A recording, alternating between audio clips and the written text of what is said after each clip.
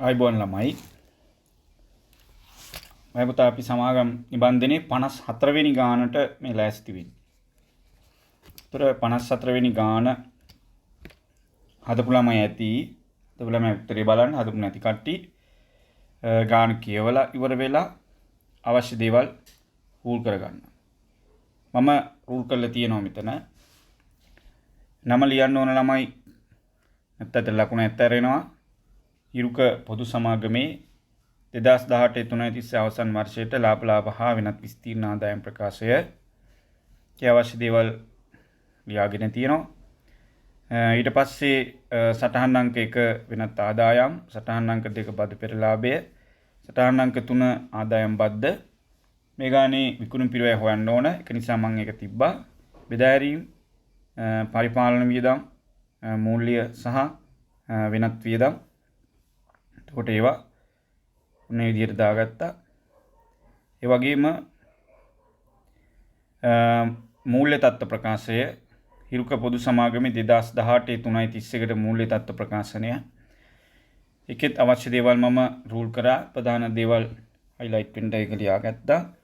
සටහන් අංක 4 දීපල පිරියත, සටහන් අංක 5 අනිකුත් ජංගම වත්කම්, සටහන් අංක 6 අනිකුත් ජංගම වගකීම්. ඊට පස්සේ දීපල පිරියත උපකරණ ලේඛනය මම රූල් කරගෙන තියෙනවා. සටහන් අංක 4 යටතේ ඉඩම් ගොඩනැගිලි මෝටර රථ කාර්යාල උපකරණ වත්කම් 4ක් තියෙනවා. ආරම්භක ශේෂය එකතු කිරීම ඉවත් කිරීම, ප්‍රත්‍යාගන ලාභ ප්‍රත්‍යානුමත ෂය ඉවත් කිරීම, ඊට පස්සේ අවසාන ශේෂය. ෂය වෙන් කිරීම යටතේ ආරම්භක ශේෂය එකතු කිරීම, කාලච්ඡේදයේ ෂය ඉවත් කිරීම, ෂය ප්‍රත්‍යාගන මත ෂය ඉවත් කිරීම, අවසාන ශේෂය සහ ධාරණ වටනාක. ඊපස්සේ පෙර වැඩවලට අවශ්‍ය ඉඩ වෙන් කරගෙන තියෙනවා. ඉතින් මේ ගාන ගැන කියන්න ඕන. දැන් මේ ගාන අලුත් තොරතුරු කීපයක් මේ ගානේ ඔයාලට හම්බෙනවා. අලුත්ම දත්ත. ඒකට අලුත් දේවල් බොහොම පරිස්සමෙන් තේරුම් ගන්න ඕන අලුත් දේවල්. ඒතර මේකේ තියෙනවා බලමු කියවල ගාන. දැන් මම කියන එක හොඳින් ඔයත් කියවලා දට ඇහුම්කන් දෙන්න ඕන. හරි ළමයි, හරි වැරදි බලන්න. සීමිත හිරුක පොදු සමාගම සිල්ලර වෙළඳ ව්‍යාපාරයක නිරත වේ. සිල්ලර වෙළඳ ව්‍යාපාරය 2018-331 දිනට සේස් පිරික්සුම 18-331කට සේස් පිරික්සුම දීලා තියෙනවා. එහෙනම් 17-4 තමයි මේක පටන් ගන්න. දීපල පිරියත් උපකරණ ධාරණගේ 65500යි. එතකොට 65500 ධාරණගේ කියන්නේ පිරිවැයන සම්ප්‍රතිශය අඩු කරාට පස්සේ එන උත්තරේ. ඒක වාට 4 වෙනි ගැලපීමේ තියෙනවා කොහොමද 65500 හැදිලා තියෙන්නේ එක පිළිබඳ විස්තරයක්. ඊට පස්සේ ගැනුම් තියෙනවා 41850යි. වෙළඳ ලැබිය යුතු දෑ 22600යි. 2017-4 තොගය. ආරම්භක තොගය 9750යි. කියන්නේ විකුණු පිරිවැය දීලා නැහැ. කෙනෙක් හදන්න වෙයි. මුදල් හා මුදල්ලා සමාන දෑ 1250යි. පරිපාලන වියදම් 7100යි. බෙදාහැරීම් 9850යි. ගෙවූ ආදායම් බදු 1100ක් කියලා තියෙනවා. අපි දන්නා 1100න් ප්‍රවර්තන වර්ෂය වන 2017-18ට කීයද? පසුගිය වර්ෂය වන 2016-17ට කීයද කියන එක. ඒක අතිරේක තොරතුරු වල තියෙවි. ඒ වගේම ඊට පස්සේ විකුණුම් ආදායම් අපිට දීලා තියෙනවා 83000ක්. වෙළඳ ගෙවිය යුතු දෑ 12500ක්. මෙන්න මේ ගාන ඊළඟට තියෙනවා 2017-4 තියෙන වගකීම් සහතික ප්‍රතිපාදනය. ගිය අවුරුද්දේ අවසාන දවසේ එයාලා වගකීම් සහතික වීම සඳහා රුපියල් 6,70,000ක වෙන් කිරීමක් කරලා තියෙනවා. කසේස් පිරික්සුමේ බරපැත්තේ තියෙනවා. කැරලි බිදිච්ච දේවල් ආවොත් හදලා දෙන්න වෙන් කරපු මුදල්. ඒ වෙන් කරපු මුදල් පාවිච්චි කරන්නේ මේ අවුරුද්දේ රිපෙයාර් කරොත් එහෙම ගිය අවුරුද්දේ විකුණුම් නැවත රිටර්න් වෙලා ඒ වියදම් ප්‍රතිපාදන ගිණුමෙන් තමයි කපා හරින්නේ. ඒවා අය වර්ෂයේ ලාභයෙන් ගන්නෙ නැහැ. හරි. ඒ වගේම ප්‍රකාශිත සාමාන්‍ය කොටස් ප්‍රාග්ධනය 35000යි. 2017-4 ඉඩම මත ප්‍රත්‍යාගන සංචිතය 5000ක් තියෙනවා. ඉඩම් ප්‍රත්‍යාන සංචිතය දැනට හඳවාගත් ඉපයුම් තියෙනවා 6880ක්. උපචිත පරිපාලන වියදම් 250ක් වගකීමක්. මොකද උපචිත පරිපාලන වියදමක් ආවේ පරිපාලන වියදම් ගලපලා තියෙන්නේ 7100යි කියලා උඩ. ඒතර ඒ වර්ෂයට අදාළ එක ගැලපීමේදී උපචිත පරිපාලනයක් ඇවිල්ලා තියෙනවා රුපියල් 250ක. බැංකු ණයක් තියෙනවා 12000ක. 2014 දින ආදායම් බදු ප්‍රතිපාදනය 450ක් තියෙනවා. ගිය අවුරුද්දේ අවසාන කාර්තුවේ බදු වෙන් කිරීම 450යි. කොමිස් ආදායමක් තියෙනවා 3250ක. අතිරේක තොරතුරු වගේක් තියෙනවා. ඒ අතිරේක තොරතුරු 2018 3.31 අවසන් වර්ෂයේ මූල්‍ය ප්‍රකාශන පීල කිරීමේදී පහත ගැලපීම් කළ යුතු වේ. මේකේ තියෙනවා 1. තොගය වර්ග 3කින් සමන්විත වන අතර 2018 3.31 දිනට ඒවායේ පිරිවැය හා උපලබ්ධි අගය පහත දැක්වේ. එතකොට වර්ග 3යි. වර්ගයේ කිරිපිටි හාල් සීනි. එතකොට අයිටම් 3කින් තියෙනවා පිරිවැය තියෙනවා 4200යි, උපලබ්ධි අගය 4400යි, හාල් වල පිරිවැය 2500යි, අයිටම් ටික පැහැදිලිව තියෙනවා 2100යි, සීනි 3800යි, 3900යි. භාණ්ඩ වර්ග 3ක්. අයිටම් නේ වර්ග 3ක්. කිරිපිටි කියන්නේ එක කාණ්ඩයක්, සහල් කියන්නේ තව කාණ්ඩයක්, සීනි කියන්නේ තව කාණ්ඩයක්. කාණ්ඩ 3ක තොරතුරු වගේක් අපිට දීලා තියෙනවා. එහෙම විතරයි කියලා තියෙන්නේ. වෙන මොකුත් නැහැ. તો ළමයා දැනගන්න ඕන LKS දෙක අනුව දැන් මේකේ අවසන් තොගයේ උපලබ්ධි අගය හොයාගන්න. කෙලින්ම උපලබ්ධි අගය ටික එකතු වෙන නෙවෙයි උපලබ්ධි අගය කියන්නේ. તો ළමයා තේරුම් ගන්න ඕනේ දැන් මෙතන කිරිපිටි කියන්නේ එක කාණ්ඩයක්. අයිතමයක් නෙවෙයි. ඒතර හාල් කියන්නේ එක කාණ්ඩයක්. සීනි කියන්නේ එක කාණ්ඩයක්. ඒතර කාණ්ඩ ක්‍රමයට තේ තමයි මේකෙදි උපලබ්ධි අගය වාට හොයන්න වෙන්නේ. ඒතර උපලබ්ධි අගය හොයලා තුක් කපහැරීම් තිරුණම් කපහැරලා ඒව ගන්න ඕනේ. පිරිවැය නම් වෙනසක් නැහැ 10500මයි පිරිවැය. ඒ වගේම ප්‍රවර්තන වර්ෂය සඳහා පරිපාලන වියදම් පහත අයිතම් වලින් සමන්විත වේ. ඒතර පරිපාලන වියදම් 7100ක් තිබ්බනේ. ඒ 7100 සංයුතිය තමයි මම පුතාට දීලා තියෙන්නේ. මේකේ තියෙනවා එතන දෙන්න ඕන ගෙව් වැටුප් වෙන්න ඕන. ගෙව් වැටුප් 2700.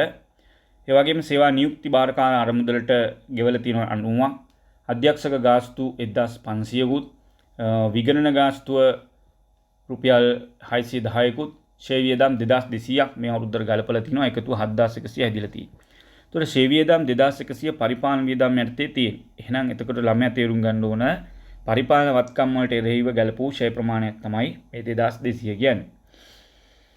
ත්‍රෝම ඉලක්කම් 3 පරිපාලන වියදම්හි අඩංගු වැටුප් නිරූපණය කරන්නේ සේවක ශුද්ධ වැටුපයි. ඒතර පරිපාලන වියදම් වල වැටුප 2700 තියෙනවා.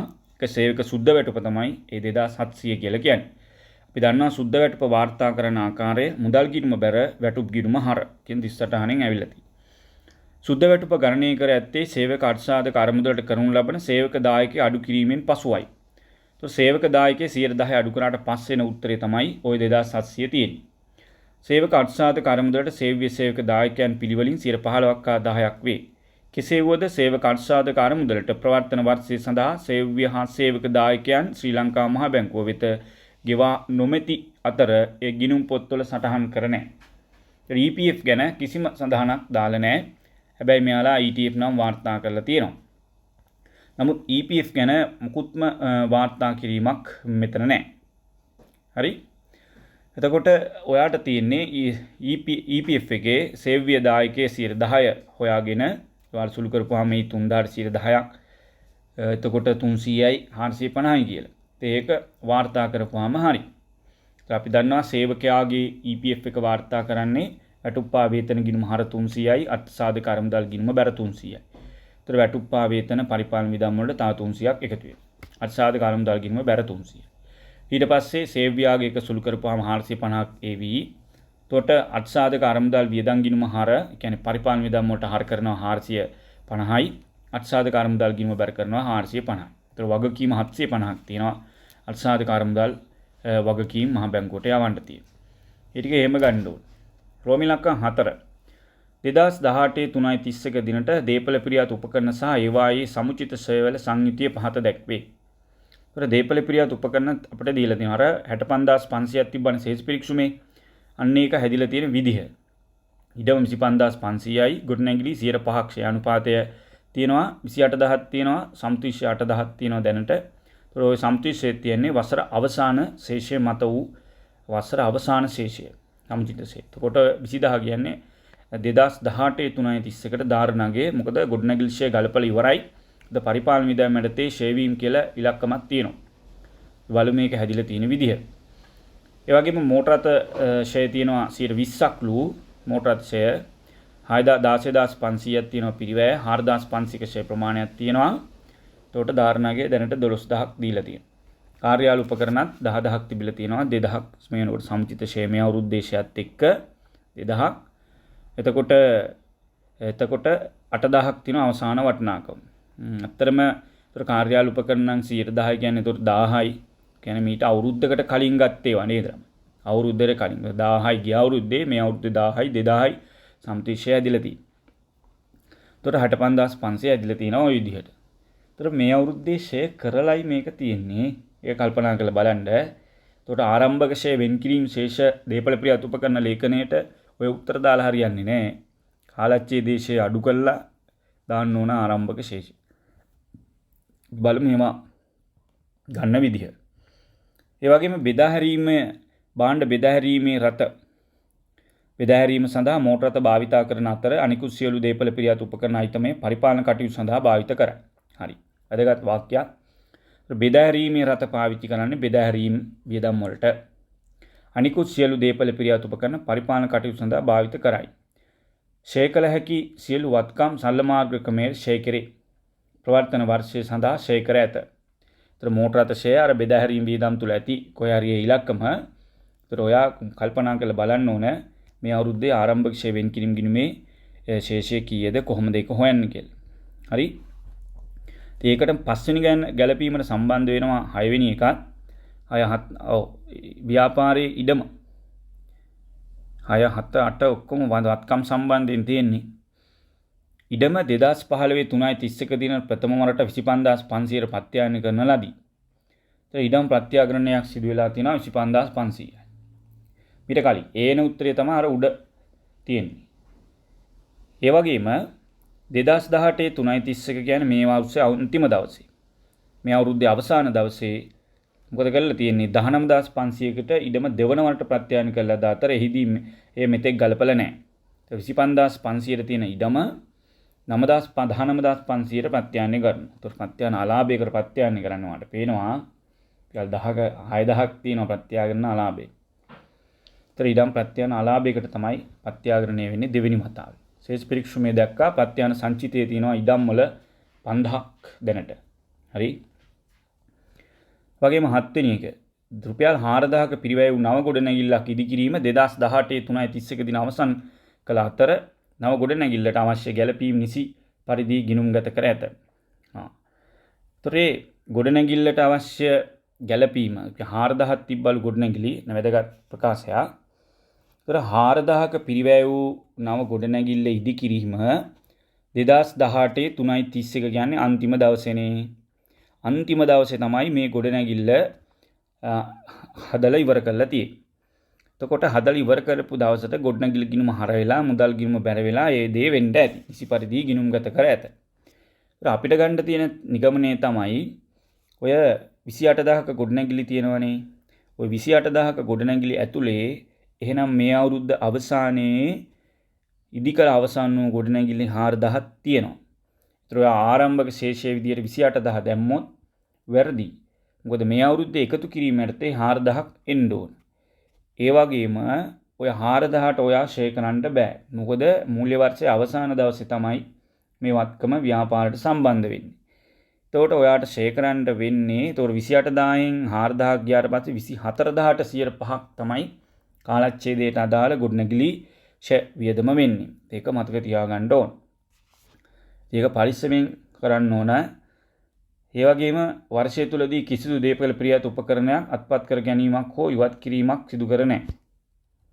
කිසිම දේපල ප්‍රියත් උපකරණයක් අත්පත් කරගෙන ඉවත් කරගෙන නැහැ. ඊට උඩින් තියෙනවා පිරිවැය 2500ක් වූ මෝටර රථයක් 2018 3.31 දින 1500කට විකුණුවා. අන්න බලන්න මෝටර රථ විකිණීමකුත් සිදු වෙලා තියෙනවා. 1500කට. පරිස්සමෙන් කරන්න ඕන. 2500යි පිරිවැය. එතකොට වසර අවසානයේ තමයි මේ මෝටර රථය විකුණලා තියෙන්නේ. හරිද? 1500කට. මෙම රථය 2016 10ක මිලදී ගන්නා ලදී. අපේ මූල්‍ය වර්ෂයේ 18 3.31 ඉවර වෙන්නේ. ඒතකොට 2016 10 ඉඳන් 18 3.31 කියන්නේ එතකොට අවුරුදු එකමාරක්. 16 ඉඳන් 17 10 එකට අවුරුද්දයි. ඊට පස්සේ 17 10 ඉඳන් 18 3 ඉස්සරට මාස 6යි. අවුරුදු 1මාරක කාලයකට තමයි මේක මේ ෂේ කරලා තියෙන්නේ. ෂේ කරලා ඉවරලා විකුණලා තියෙන්නේ. මෙම විකිණීම නිසි පරිදි ගිණුම්ගත කර ඇති අතර අන්න වැදගත් එකක්. ඒතර මේ වත්කම් ඉවත් කිරීම නිසි පරිදි ගිණුම්ගත කරලා තියෙනවා. ඒ කියන්නේ ඉවත් කිරීම 38 ටික මතකයිනේ. මුලින්ම පිරිවැය මාරු කරනවා. ගොඩනැගි මෝටර රථ ගිණුම බැර මෝටර රථ ඉවත් කිරීම ගිණුම හර. ඊට පස්සේ සමුචිත ෂෙයා. ෂෙවෙන් කිරීමේ ගිණුම හර මෝටර රථ ඉවත් කිරීම ගිණුම බැර. ඊළඟට විකුණා ලද මුදල්. මුදල් ගිණුම හර මෝටර රථ ඉවත් කිරීමේ ගිණුම බැර. ඒ අතර වෙනසින් ලාභය හෝ අලාභය. මොකද මේකේ වෙලා තියෙන්නේ? ඇති අතර මෝටර රථ විකිණීමෙන් ලද අලාභය බෙදා හැරීම යටතේ වාර්තා කර ඇත. මෝටර රථ විකුණුම් අලාභයක් සිදු වෙලා තියෙනවා. ඉතින් මෝටර රථ විකිණීමෙන් සිදුවෙච්ච අලාභය බෙදා හැරීම වලට දාන. අපි දන්නවා මෝටර රථ විකුණුම්වට පස්සේ අලාභයක් આવොත් ඒක බෙදා හැරීම වලට දාන එක වැරදි. ඒක වෙනත් වියදමක්. වෙනත් වියදම් යටතේ මේක කපා හරින්න ඕන මෝටර රථ විකුණුම් අලාභය හොයලා. ඒතොර ඒක බෙදා හැරීම වලින් අයින් කළා මෙතෙන්ට ගේන්න ඕන. ඒතොර මෙතන තියෙන ගැළපීම තමයි එතකොට ඔය මෝටර රථ තියෙනව නේද උඩ 16500. ඔය 16500ක මෝටර රථ තියෙන්නේ මම පුතා. එතකොට ඔය ඉවත් කිරීමත් එක්ක. ඒතොර ව්‍යාපාරයේ ආරම්භක මෝටර රථ තිබිලා තියෙනවා. ඔය 16500ට 2500 එකතු කරපු උත්තරේ 10000යි 19000. ඒතොර 19000ක් ආරම්භක මෝටර රථ තිබිලා තියෙනවා. ඒතොර ආරම්භක ශේෂ විදිහට මෝටර රථ දාන්න ඕන 19000. ඒතොර වාර්ෂික මෝටර රථ ෂේ ප්‍රමාණය ඒතොර 19000ට 20ක් කාලච්ඡේදයේ ෂේ ප්‍රමාණය වෙන්න ඕන. 16500 බැලුවොත් වැරදි 19000ට තමයි ඒක එන්න ඕනේ. හරි. ඒක පරිස්සමෙන් කරන්න ඕන. ඉතාම හොඳ ගැළපීමක්. මොකද්ද? රෝමි ඉලක්කම් 4 5 6 7 8 9 මේ ඔක්කොම දීපල ප්‍රියත උපකරණ සම්බන්ධයෙන් වූ ගැළපීම තියෙනවා. ඒ වර්ෂය තුලදී වෙනත් කිසිදු දීපල ප්‍රියත උපකරණයක් අත්පත් කර ගැනීමක්වත් ඉවත් කිරීමක්වත් නැහැ. ඒ වගේම රෝමි ඉලක්කම් 10 වසරක වගකීම් කාලයක් සහිතව සමාගම භාණ්ඩ විකුණනු ලබයි. පසුගිය වර්ෂය තුල කරන ලද විකුණුම් සඳහා ප්‍රවර්තන වර්ෂය තුලදී සමාගම විසින් වගකීම් සහතික වීම ලෙස 450ක් ගෙවා ඇත. එතකොට ගිය අවුරුද්දේ විකුණුම් වෙනුවෙන් වගකීම් සහතික වීම ආවා හදලා දෙන්න කියලා. ඉතින් අපි ලක්ෂ 4.5ක් වියදම් කරලා මේක වියදම් හදලා දීලා තියෙනවා. ප්‍රවර්තන වර්ෂයේදී බෙදා හැරීම් පිරිවැය යටතේ දක්වා ඇත. එතකොට මේක බෙදා හැරීම් වලට දාලා වගකීම් සහතික වෙන් කිරීම. එතකොට ගිය අවුරුද්දේ ඔයා දැක්කා ප්‍රතිපාදන ගිණුමේ 670ක් තිබ්බා. ඉතින් 670ක් වෙන් කළ තිබ්බ වෙලාවක රිපෙයාර් එකට ලක්ෂ 4.5ක් වියදම් වුණා නම් ආයෙක බෙදා හැරීම් වලින් ගන්න බෑ. ඒක වැරදි. බෙදා හැරීම් වලින් අයින් කරලා ඒක වගකීම් සහතික වෙන් කිරීමේ ගිණුමට මාරු කරන්න ඕන. එතනින් තමයි ඒක කපා හරින්නේ. හරි. ප්‍රවර්තන වර්ෂයේදී බෙදා හැරීම යටතේ දක්වා ඇත 2018 3.31 දිනට වගකීම් සහතික වීම සඳහා ප්‍රතිපාදනය 7,50,000ක් ලෙස අස්තමේන්තු කරයි. ඒතර මේ අවුරුද්දට අදාළ වගකීම් සහතික ප්‍රතිපාදනය 7,50,000ක් වෙන්න ඕන මේ අවුරුද්දේ විකුණුපු ඒවාට.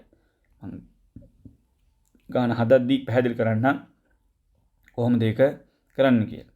බැංකු ණය 2018 3.31 ලබාගත් අතර කියන්නේ මූල්‍ය වර්ෂ අවසාන දවස් තමයි බැංකු ණය අරගෙන තින්නේ 2019 3.31කින් ආරම්භ වී 3,580 බැගින් වූ වාර්ෂික වාරික 5කින් ගෙවනු ලැබේ.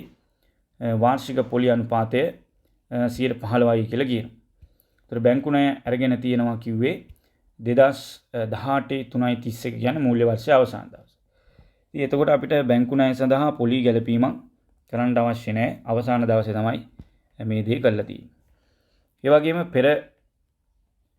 පෙර වර්ෂයේ සඳහා ගෙවූ 3,500ක් හා ප්‍රවර්තන වර්ෂයේ පළමු කාර්තු 3 සඳහා කළ ගෙවීම් ආදායම් බදු තුල අන්තර්ගත වේ. ඒතර අපි දන්නවා ඒතර ගිය අවුරුද්දට 350යි නම් බදු ගෙවීම් තිබ්බා 1,100ක්. 1,100න් 350ක් ගියපුවාම ඉතුරු 750 එනම් ප්‍රවර්තන වර්ෂයේ සඳහා ගෙවූ බදු. ප්‍රවර්තන වර්ෂයේ අවසාන කාර්තුව සඳහා බදු වගකීම 400ක් ලෙස ස්ථමේන්තු කරලා තියෙනවා. ඒ අවසාන කාර්තුවේ බදු වගකීම අපිට දීලා තියෙනවා. බදු ඇස්තමේන්තු අපිට හොයාගන්න වෙයි.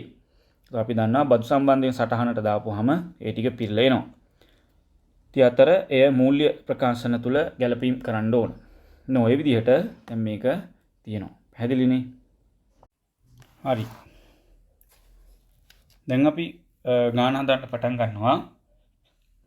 දැන් පළවෙනි ගැලපීමට මම යනවා. දැන් ඔයා රූල් කර වීඩියෝ ඔෆ් කරලා ඔක්කොම රූල් කරන ඉවර වෙලා දැන් ගාන ඔක්කොම තියෙන්නේ. සෑස්ති කරලා තියෙන්නේ. දැන් මගෙත් එක්ක හදාන යම් පුළුවන් ළමයි තනියෙන් හදන්න. පළවෙනි ගැලපීම. පළවෙනි ගැලපීමේදී මම පුතා මට මුලින්ම සිද්ධ වෙනවා මේකේ ශුද්ධ උපලබ්ධතාවය හොයාගන්න. පිරිවැය නම් කිසි ගැටලුවක් නැහැ. පිරිවැය කෙලින්ම දීලා තියෙනවා 10500 මම කෙලින්ම ගන්නවා. බයි ශුද්ධ උපලබ්ධියගේ වාට හොයාගන්න වෙනවා. එතකොට කිරි ගත්තොත් දෙකෙන් අඩු වගේ 4200යි. හාල් ගත්තොත් හාල් කාණ්ඩය දෙකෙන් අඩු වගේ 2100යි. මේකේ අයිතම් කොහොමද හොයන්න බෑනේ. එතකොට අයිතම් ක්‍රමය ගන්නටම බෑ. කාණ්ඩ ක්‍රමය තමයි ගන්න ඕනේ. केस देखे सीनी 3800යි. එතකොට බලන්න බිඳුවයි 11 1යි 10100ක් තියෙනවා. තොගේ සුද්ධ උපලබ්ධියගේ 10100. එතකොට ළමයාට පරීක්ෂකවරයා මුකුත් කියලා නැහැ. ළමයා කලබල වුණොත් ඔක්කොම වැඩේ ඉවරයි. ඔයා කලබල වෙන්න බෑ. ඔයා දැනගන්න ඕනේ නම් මේක අයිතම් ක්‍රමයට හදන්න බෑ. අයිතම නෙමෙයි දීලා තියෙන්නේ කාණ්ඩ. කාණ්ඩ ක්‍රමයට මේක හදන්න ඕනේ. එහෙනම් දැන් තොගේ පිරිවැය 10500යි උපලබ්ධියගේ 10100යි නම් ඔයාට පේනවා තොග කපා හරින්න වෙනවා අපිට. පිරිවැයට වඩා රුපියල් 400ක් උපලබ්ධියගේ අඩුයි. 400ක තොග කපා හැරීම. ඒතර ඔයා දාන්න වෙනත් වියදම් වලට දාන්න පුළුවන්. තොග කපා හැරීම රුපියල් 400යි. මූල්‍ය දත්ත ප්‍රකාශයට දාන්න පුළුවන්. තොගය 10100යි. විකුණුම් පිරිවැය ලේඛනයට දාන්න පුළුවන්. අවසන් තොගය පිරිවැය 10500. ඔන්න පළවෙනි ගැලපීම එච්චරයි. ඉතින් දෙවෙනි එකේ කරන්න දෙයක් නැහැ නේ. සංයුතියනේ තියෙන්නේ. ඒතර පරිපාලන වියදම් වල එකතුව මම ගන්නම්. පරිපාලන වියදම් වල එකතුව 7100යි. ශේෂ පරීක්ෂණයෙන් ගන්න. බෙදා හැරීම් වියදම් වලත් එකතුව අරගෙන ඉන්නම්. බෙදා හැරීම් 9850යි.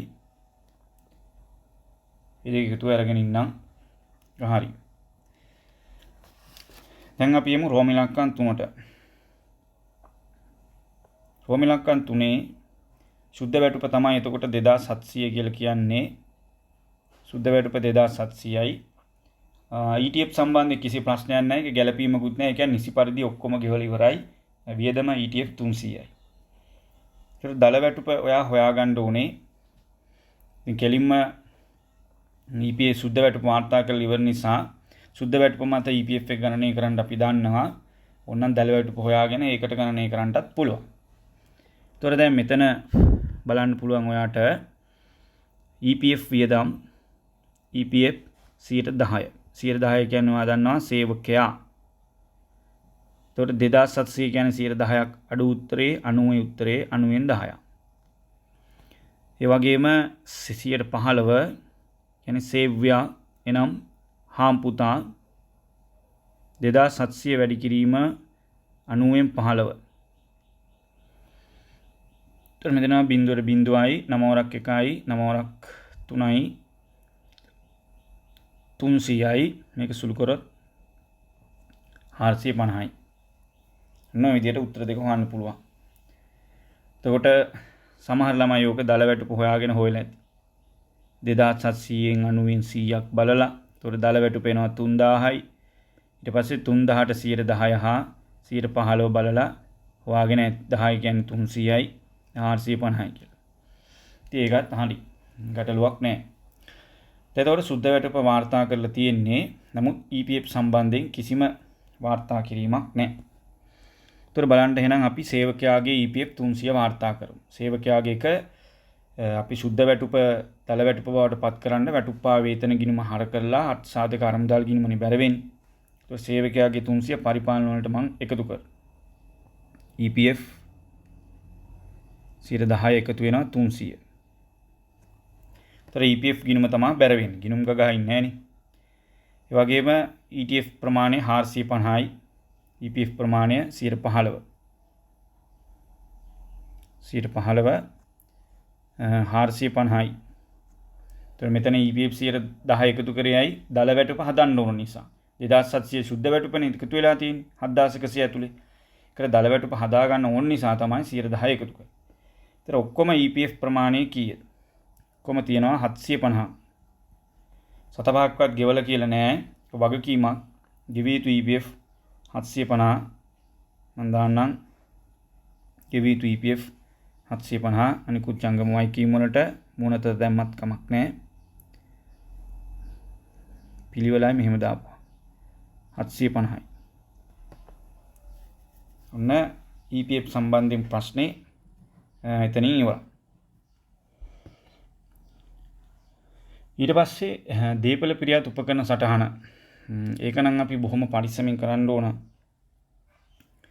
දීපල පිරියාත් උපකරණ බොහොම පරිස්සමින් අපි කළ යුතුයි.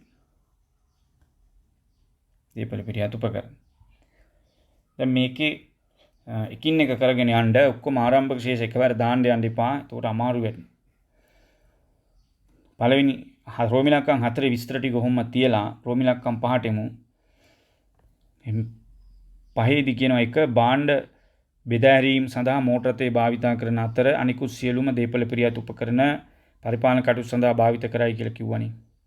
එතකොට ෂේ කළ හැකි සියලු වත්කම් සල්ල මාර්ගමේට පවත්වන වර්ෂය සඳහා ෂේ කර ඇත කියලාත් කිව්වනේ.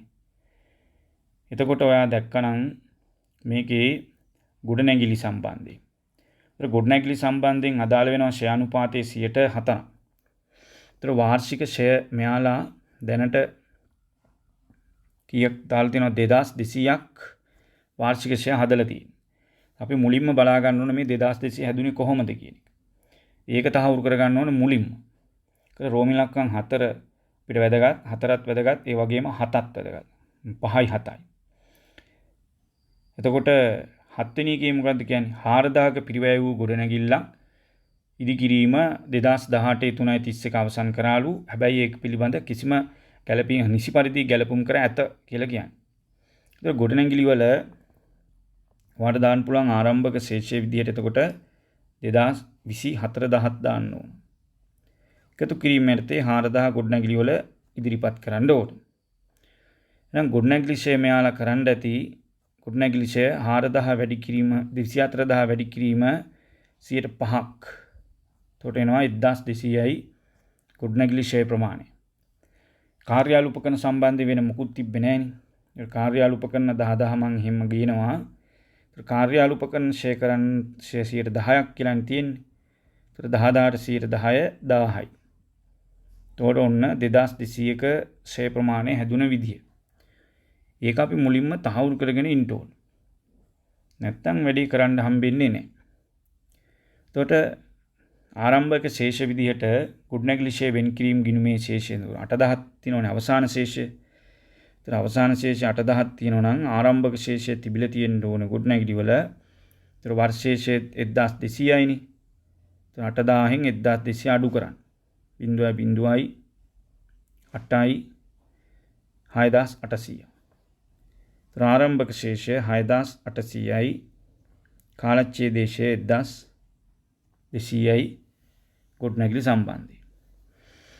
ඒතර ගොඩනැගිලි වල අපිට ඉවත් කිරීමක් නැහැ, හුවමාරු කිරීමක්වත් මුකුත් නැහැ ගොඩනැගිලි සම්බන්ධයි. ඊට පස්සේ දීපල පිරිමි කාර්යාල උපකරණ. කාර්යාල උපකරණ සම්බන්ධයෙන්ුත් මෙතන 1000යි වාර්ෂික ෂය. එතකොට 4500ක් තියෙන අවසාන ශේෂය. එතකොට ආරම්භක ශේෂය 3500ක් තියෙන්න ඇති. එතන 1000ක් දාගන්න. මේවායේ පරිපාලන විධම් වලට එකතු කරන්න ඕනේ නැහැ. එකතු කරලා තියෙන්නේ. ආයවා එකතු කරන්න ගියොත් බැරි. ඔන්න ඒකත් හරි. තේරුම් ගත්තා නම් ගාන ටක් ගාලා හදාගෙන යනවා. ඊට පස්සේ මේක කියනවා බෙදාහැරීම් රට ගැන. ඒතර බෙදාහැරීම් රටත් සරල මාර්ගමේ 20ක් ෂේ කරන්න කියන්නේ ඊට අදාළයි රෝමිලක්කම් 8. ඒතර මෝටර රට ඉවත් කිරීමක් මෙයාලා සිද්ධ කරලා තියෙනවා. මෝටර රට ඉවත් කිරීමක් මෙයාලා සිද්ධ කරලා තියෙනවා දරුවනේ. ඒතර ඉවත් කිරීමේ ලාභ අපිට හොයාගන්න වෙනවා.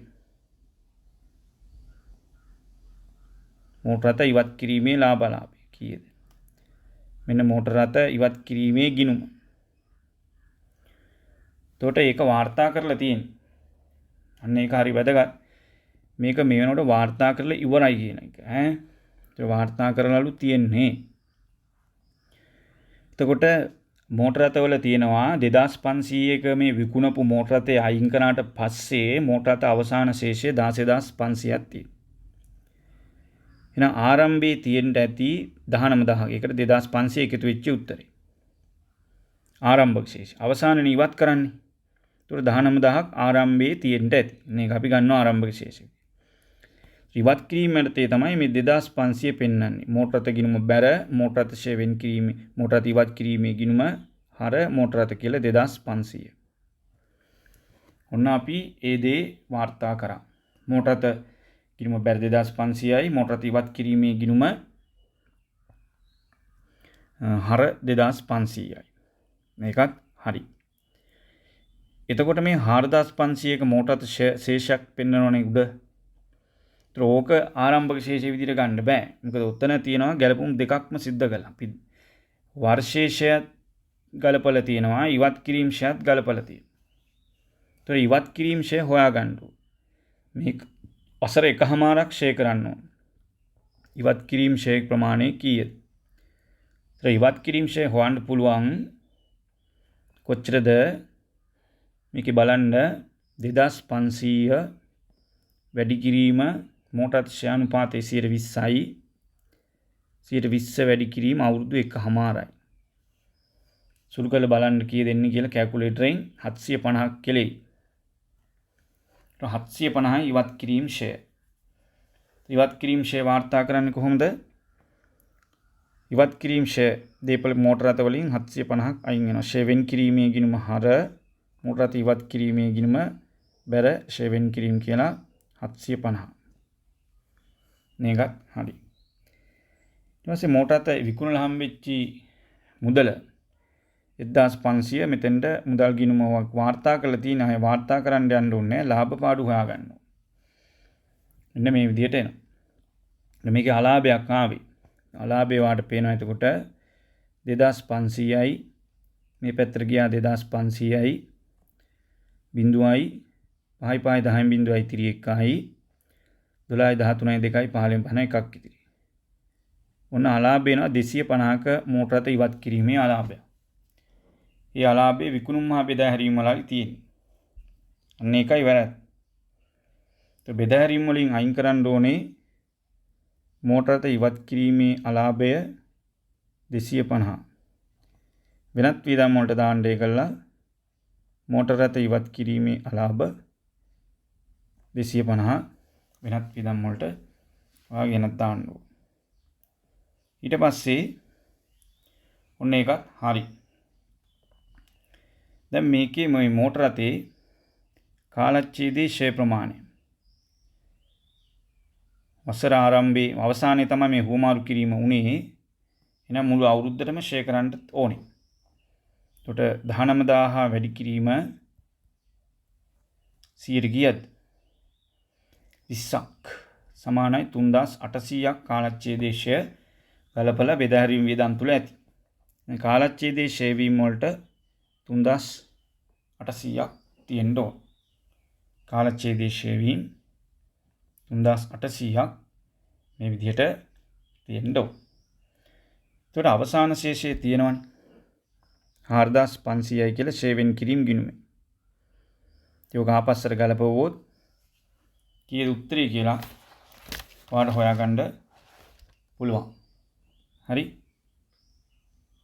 අනිත් පැත්තට ගන්න 4500ට 750 එකතු කරලා 3800 අඩු කරන්න 1450ක ශේෂයක් ආරම්භයේ තියෙන්න ඇති.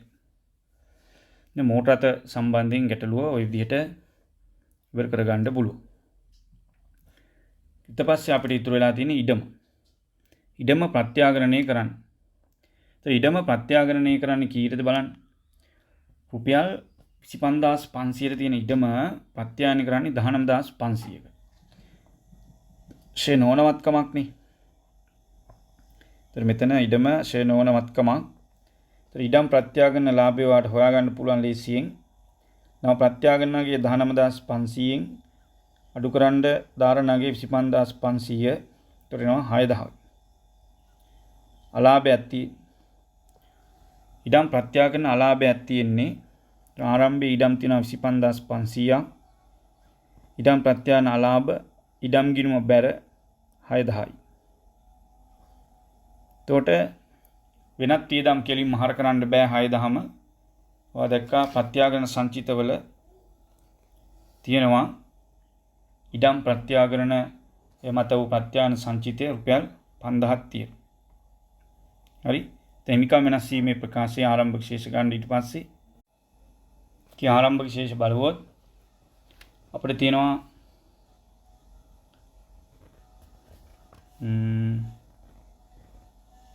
ප්‍රකාශ සාමාන්‍ය කොටස් ප්‍රාග්ධනය 35000යි.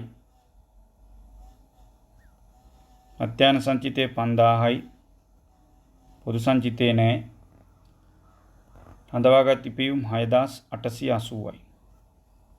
තියෙනවා 40000යි 46880. ඒතර 5000ක ප්‍රත්‍යාන සංචිතයක් තියෙනවා. එහෙමනම් ප්‍රත්‍යාගන සංචිතයෙන් පාවිච්චි කරන්න පුළුවන් ඉඩම අලාභේ කපා හරින්න රුපියල් 5000. 5000ක් වාට ගන්න පුළුවන් මෙතන. දැන් ඔයා 5000ම ගන්න ඕන. එතකොට ඒක වෙනත් විස්තීර්ණ ආදායම් යටතේ ප්‍රත්‍යාන අතිරික්තයේ වෙනස් වීම කියලා හෝ ප්‍රත්‍යාන අලාභ කපා හැරීම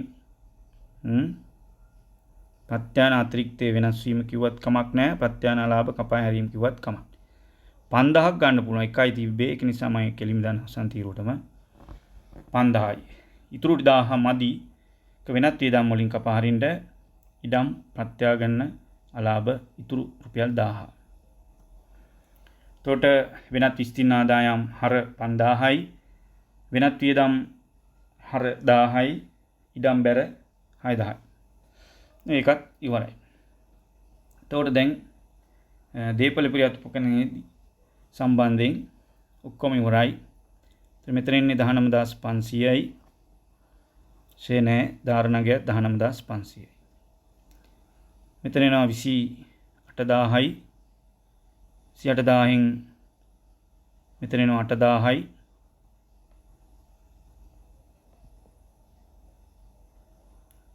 අයින් කරාට පස්සේ මේක අඩු කරන්න එපා.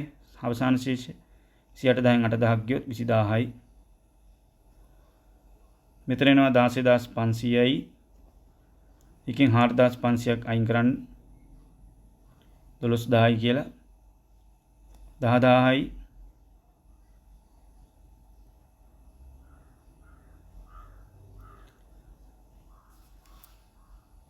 හාරදාස් 500 නෙමෙයි එතනනේ. ආරම්භක ඔක්කොම තියෙන්නේ ආරම්භ ශේෂය 1000යි වෙන්නේ. අවසාන 2000යි. 8000යි. එතකොට සමස්ත ධාරණ වටිනාකම අපිට හොයාගන්න පුළුවන් 12000යි 8000යි 20000යි 19500යි 59500යි කියලා මුළු අවසාන ධාරණ වටිනාකම. ඒක ඉවරයි කියන්නේ ගාන හදලා ඉවරයි වගේ. ගැලපුම් ඔක්කොම හරියට කරා වැඩේ හරි. 59500යි. එතකොට 4 හරි 5 හරි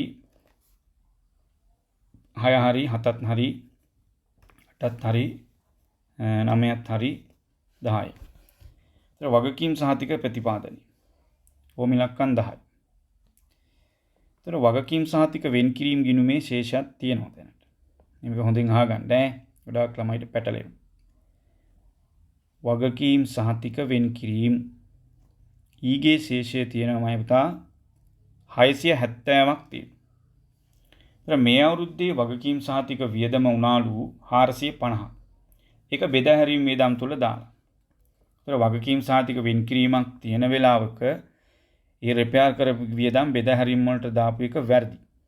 බෙදා හැරීම වලින් මේකට ගේන්න ඕනේ. ඒතර බෙදා හැරීම ගිණුම බැර වගකීම් සහතික වෙන් කිරීමේ ගිණුම හර කරන්න ඕනේ මේ රුපියල් 450 බෙදා හැරීම වලට දාන්න ඕනේ. වගකීම් සහතික වෙන් කිරීමට මේ 450 මෙතනින් අයින් කරන්න ඕන. එතකොට දැන් ඔන්න ඒක හරි. ඊට පස්සේ කියනවා මේ අවුරුද්දේ විකුණුම් සඳහා 750ක ප්‍රතිපාදනයක් කරන්නට. මේ අවුරුද්දේ විකුණුම් සඳහා 750ක් ප්‍රතිපාදනයක් කරන්න කියලා කියනවා. ඒතර 750ක් තියෙන්න ඕන. 750ක් වගකීම් සහතික වෙන් කිරීම ගිණුමේ ශේෂය තියෙන්න ඕන. එතකොට 750 තියෙන්න ඕන. බලන්න ගිය අවුරුද්දේ 670ක් වෙන් කිරීම තිබ්බා. ඒකෙන් 450ක් වියදම් වුණාට පස්සේ බලන්න ගිය අවුරුද්දේ සල්ලි වලින් කීයක් ඉතිරිද කියලා. තව 220ක් වගකීම් සහතික වෙන් කිරීම ගිණුම මේක ශේෂ කරොත් ඉදිරියට එනවා. කොහොම හරි 750ක් ශේෂයක් තියන්න ඕන කියන්නේ. එහෙනම් 220ක් දැනට තියෙනවා. ඒක මම මේකෙන් අයින් කරගත්තොත් තව මදි කීයද? 530ක් තව මදි. මදි 530 මේ අවුරුද්දේ ලාභයෙන් ගන්නවා. તો මදි 530 බෙදාහැරීම් වියදම් ගිණුම හර කරලා වගකීම් සහතික වෙන් කිරීමේ ගිණුම බැර කරලා දානවා. මෙන්න මේ විදියට. බෙදාහැරීම් 530යි. તો වගකීම් සහතික වෙන් කිරීම වියදම බෙදාහැරීම වලට දානවා. වගකීම් සහතික වෙන් කිරීමේ වියදම් එතන උඩ වෙන් කිරීමේ ගිණුමට උඩ නම් වියදම වෙන් කිරීමේ ගිණුමට 530ක් එකතු වෙන්න ඕන. හර බෙදාහැරීම් වියදම් හර වගකීම් සහතික වෙන් කිරීමේ ගිණුම බැර 530යි. දැන් බලන්න මේක ශේෂ කරාට පස්සේ 3 10 බිංදුවයි ඉතිරි 1යි 12යි බිංදුවයි 5යි 10 බිංදුවයි ඉතිරි 1යි 7යි පාගේ ශේෂය ඊගේ ශේෂය 750යි වගකීම් සහතික වෙන් කිරීමේ ශේෂය.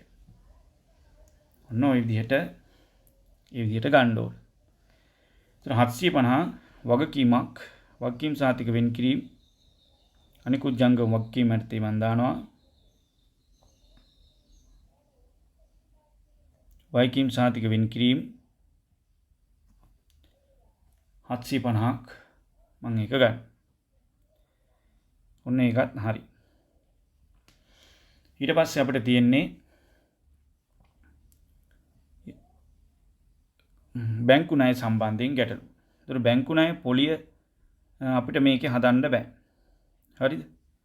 ඒතර බැංකු ණය පොලිය අපිට හදන්න බැරි වුණාට මේකේ බලන්න 2018 3.31 නේ බැංකු ණය ගත්තේ රුපියල් 12000. අපිට කියනවා 2019 3.31 ආරම්භ වී 3580 බැගින් වාරික 5කින් ගෙවන්න ඕන. එතකොට 2019 3.31 කියන්නේ ඊළඟ අවුරුද්දේ අවසාන දවසට 3580ක් ගෙවන්න ඕන වාරිකයක්. එතකොට මේ වාරිකය 3580ක් තියෙනවනේ වාරිකය. ඒ 2019 3.31කට ගෙවිය යුතු වාරිකය.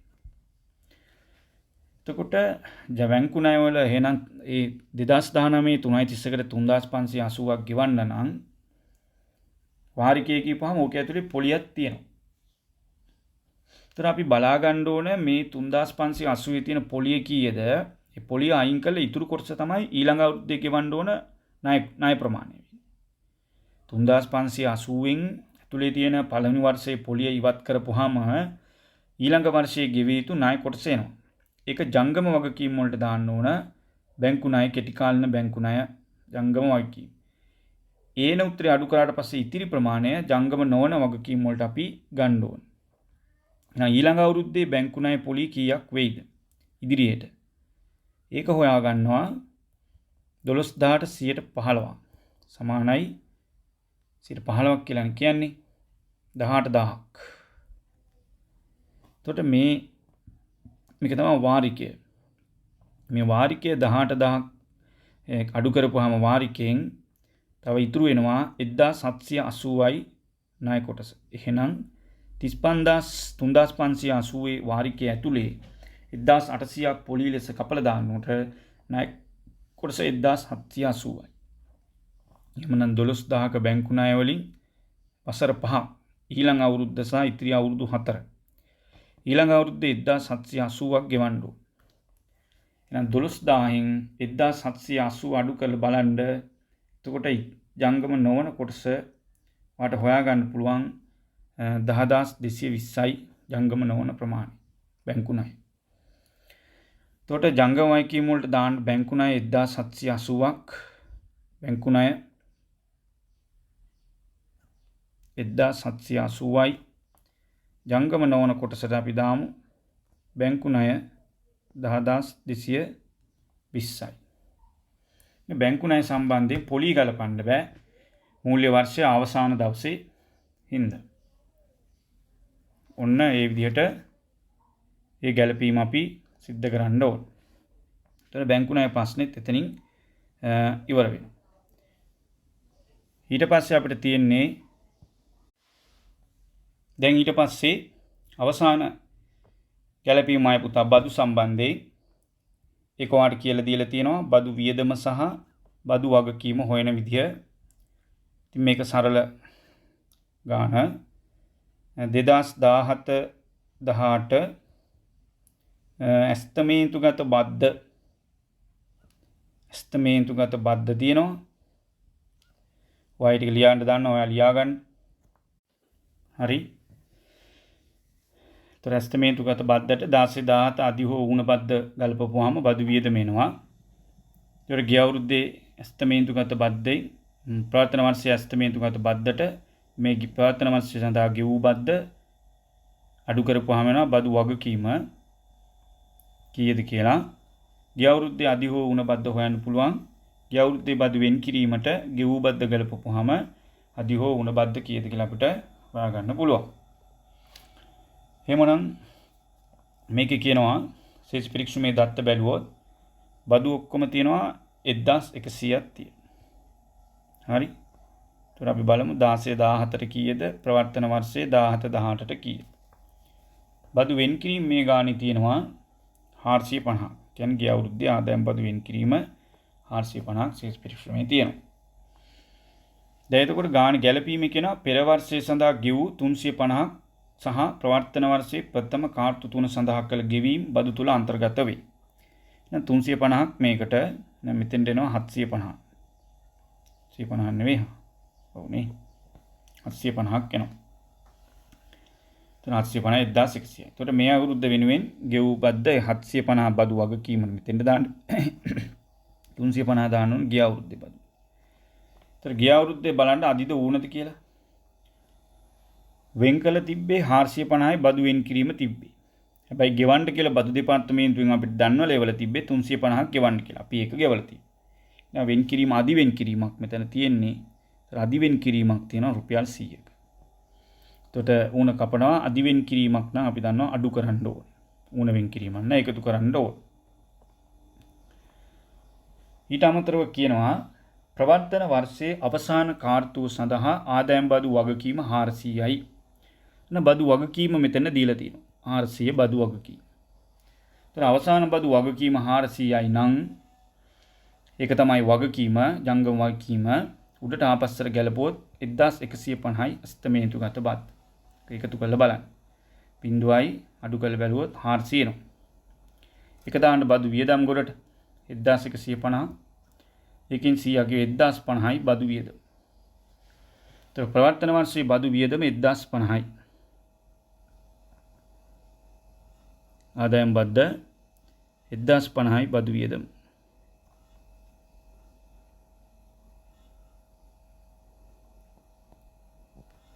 $1050යි. බදු වගකීම ආදායම් බදු වෙන් කිරීම 750ක බදු 750ක් නෙවෙයි කීයකද 400ක බදු වගකීමක් තියෙනවා. බදු වගකීම 400යි. දැන් බදු සම්බන්ධයෙන් ප්‍රශ්න ඉවරයි. දැන් ශේෂ පරීක්ෂණ මුලින් ඉඳන් කියවගෙන යන්න. දැන් වැඩි හරි. මම ඒකට වැඩි වෙලාවක් ගත්තේ ඒකේ ෂේවීම් සම්බන්ධයෙන් පැහැදිලි කිරීම කරන්න ඕන නින්දා වැඩිපුර. හරි. ඒතර දීපල ප්‍රියාත උපකරණ හරි ගැනුම් 41850යි.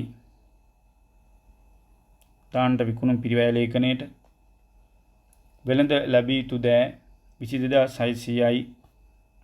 මූල්‍ය දත්ත ප්‍රකාශය 22000 වෙළඳ ලැබී යුතු දෑ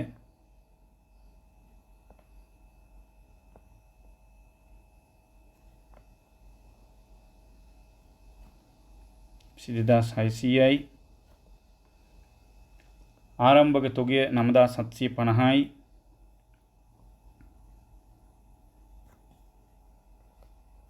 මුදල්ලා සමානද 1250යි.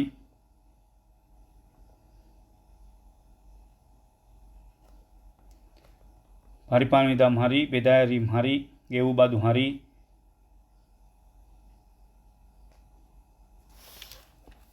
විකුණුම් 83000යි.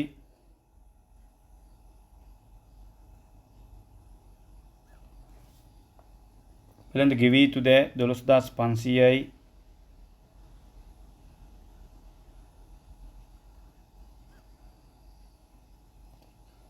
වයිකීම් සහතික හරි, කොටස් ප්‍රාග්ධනය හරි, ප්‍රත්‍යක්ෂ හඳවා තිබීම හරි, උපචිත පරිපාලන වියදම් අනිකුත් ජංගම වයිකීමක්,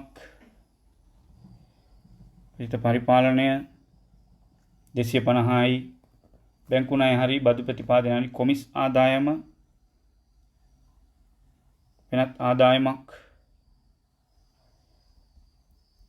කොමිස් ආදායම් 3250යි. දැන් හරි, දැන් ඔයාලට ගාණ එකතු කරන්න තියෙන්නේ. ගාණ එකතු කරලා බදු පෙර සටහනේ අඩුම 6ක්වත් දාන්න. ඒත් බදු පෙර සටහනේට ඕන දේවල් දාන්න පුළුවන්.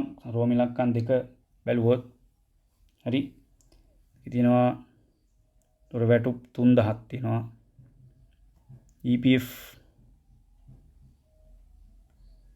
EPF වියදම අපිට ආවා 450යි.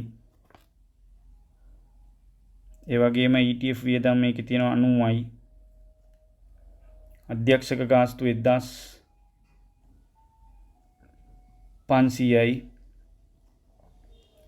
විකරණ ගාස්තු 610යි. ෂේවීම් එතකොට අපිට ආවා කොහොමද ආවේ ෂේවීම් 1200යි 3800යි 10යි. එකතු කීයද වෙන්නේ 4000යි 6000යි. ෂේවීම් 6000යි.